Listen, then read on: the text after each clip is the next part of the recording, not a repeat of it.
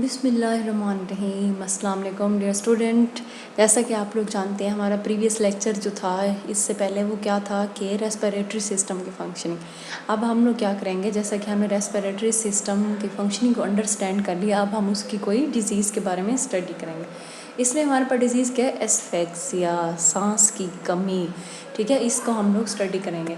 अब इसकी डेफिनेशन क्या है, एस्फेक्सिया क्या होता है? A condition in the lung do not get sufficient oxygen supply of air for breathing. इसमें क्या होता है कि लंग्स सफिशिएंट अपनी ऑक्सीजन उनको नहीं मिलती जितनी रिक्वायरमेंट होती है, ब्रीदिंग में प्रॉब्लम होती है। If this condition continue for some minutes, breathing and heart action stop and death अकर।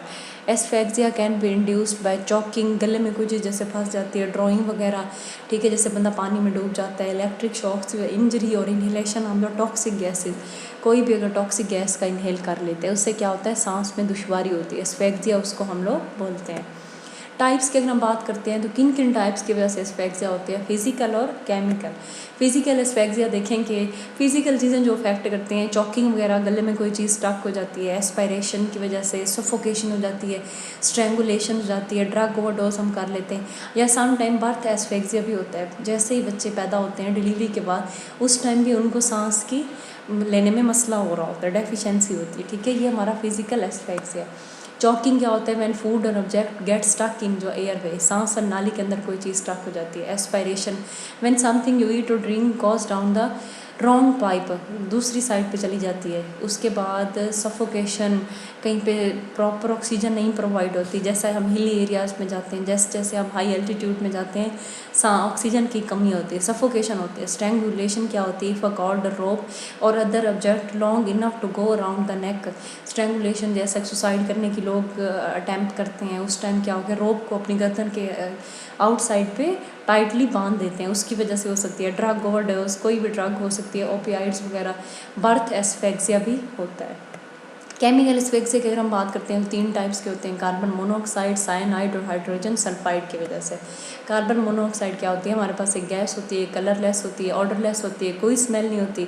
अगर हम इसको ब्रीथ करते हैं तो इसकी वजह से ऑक्सीजन रिप्लेस हो जाती है। ठीक है, ऑक्सीजन की बजाय कार्बन मोनोऑक्साइड लंग्स तक चली जाती है।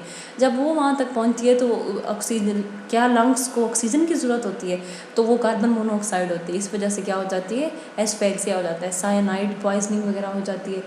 उसके अलावा हमारे पास क्या आ जाता है इसमें नेक्स्ट, हाइड्रोजन सल्फाइड की वजह से। उसके बाद कॉजेज ऑफ एस्फेक्सिया अगर हम देखें तो इसमें condition affecting air passage, spasm, obstruction, compression वगैरह। कंडीशन है रेस्पिरेटरी सिस्टम मैकेनिज्म पे अफेक्ट करती हैं, एपिलेप्सी, टेटनेस वगैरह, मिर्गी के दौरे, टेटनेस होता है, रेबीज़, नर्व डिजीज़ वगैरह सारी चीज़ें अफेक्ट करती हैं। उसके अलावा रेस्पिरेटरी सेंटर में बहुत चीज़ें अफेक्ट करती हैं, मॉर्फिन हमारे पास ड्रग होती है, नारकोटिक्स है, बारबिचुरेट्स हैं, ड्रॉनिंग सिचुएशन जो होती है जब पानी में बंदा डूबता है, चॉकिंग, सफोकेशन, स्मोक की वजह से, एस्थमा की वजह से, एक्सटर्नल हार्ट कंप्रेशन की वजह से, electric shock, stroke, strangulation, suicide वाले जो लोग करने की कोशिश करते हैं, स्वेलिंग, थ्रोट, सफोकेशन वगैरह। अब लैक ऑफ ऑक्सीजन हो जाती है इसमें। ठीक है, उसके बाद क्या होता है, साइन और सिम्टम्स की अगर हम बात करें, फेज़ 1 में क्या होता है, रेट ऑफ ब्रीदिंग एक्सरसाइज और इंक्रीज़ हो जाता है। ठीक है, ब्रेथिंग गेट्स शॉर्टर, सांस बहुत कम हो जाता है। Veins of neck become swollen, जो ये वेन्स होती हैं नेक की वो स्वेल होना स्टार्ट हो जाती हैं। Face, lips, nails, finger and twos turn blue, bluish appearance, cyanosis होना स्टार्ट हो जाता है। पल्स गेट फास्टर, और जो हमारी हार्ट बीट होती है, पल्स होती है, वो फास्ट हो जाती है। अगर हम सेकंड फेज़ की बात करते हैं, इसमें कॉन्शियसनेस इज़ लॉस्ट हो जाती है टोटली और पार्शली। सम टाइम बंदा मुकम्मल तौर पे बेहोश हो जाता है, सम टाइम पार्शली होता है थोड़े टाइम के लिए। और फोर्थ में appear at the mouth and nostril, fits में अगर सम टाइम फिट्स जो दौरे होते हैं वो भी पड़ना स्टार्ट हो जाते हैं। मैनेजमेंट क्या हम इसकी कैसे कर सकते हैं कि हमने रिमूव करना है उस कॉज को जिसकी वजह से हुआ है, अगर पॉसिबल है। एयरवे पैसेज को क्लियर करना है, check the level of cyanosis करना है, ब्लूइश अपीयरेंस नहीं हो रही, आर्टिफिशियल रेस्पिरेशन अरेंज करनी है, ट्रांसपोर्टेशन और casualty to the hospital immediately as soon as possible जो होता है। ठीक है, ये इस तरह से हम लोग एस्फेक्सिया को मैनेज करना है।